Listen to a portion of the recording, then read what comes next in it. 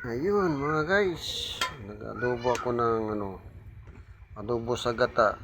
Ano, ano. Ang tawag nito ay palos. Alam niyo ba yung igat mga guys? Ito palos to. Ano?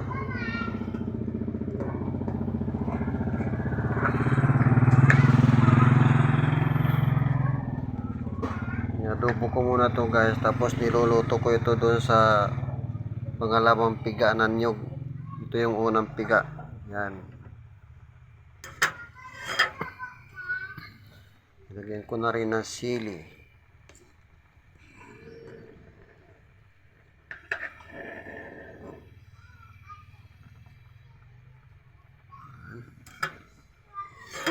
Bango mga guys. Malapit na.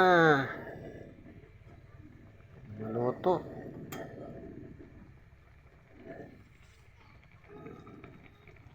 Yung lutoan ko mga guys. Ang cute oh. Yan oh. Cute. Kasing cute ko mga guys.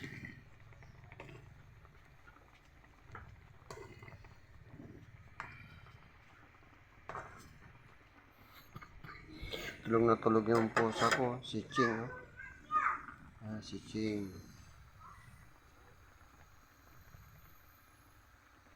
Chinese yan.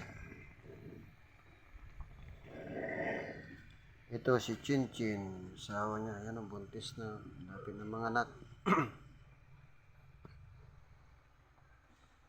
Lapit ng mga anak si Chin Chin.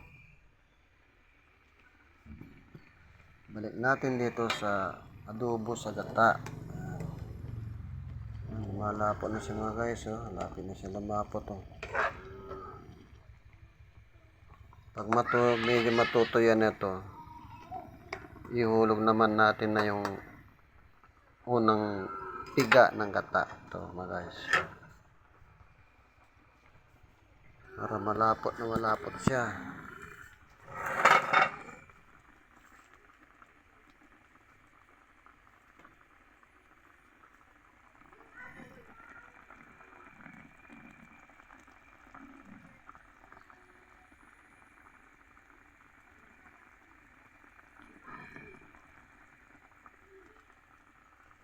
Sarap yan mga guys, pag lambot na lambot yan.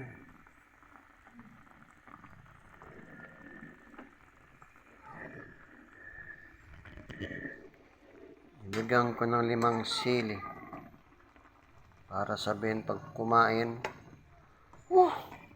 wow! Sanghang! Masarap! Ang adobo sa gata na palos. Palos to. Ang tawag sa amin itong palos mga guys, hindi igat ito.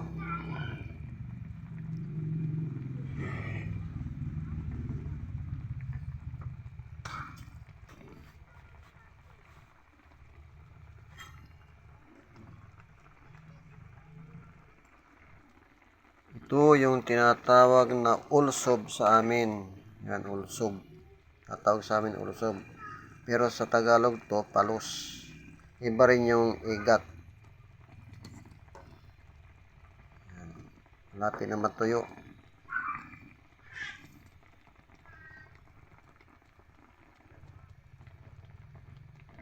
Yan guys, oh. Wow! Bango!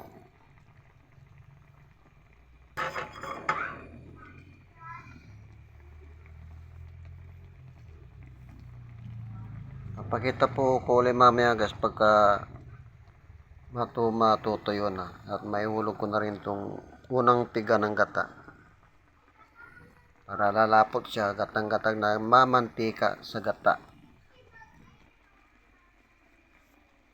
Thank you for watching mga guys.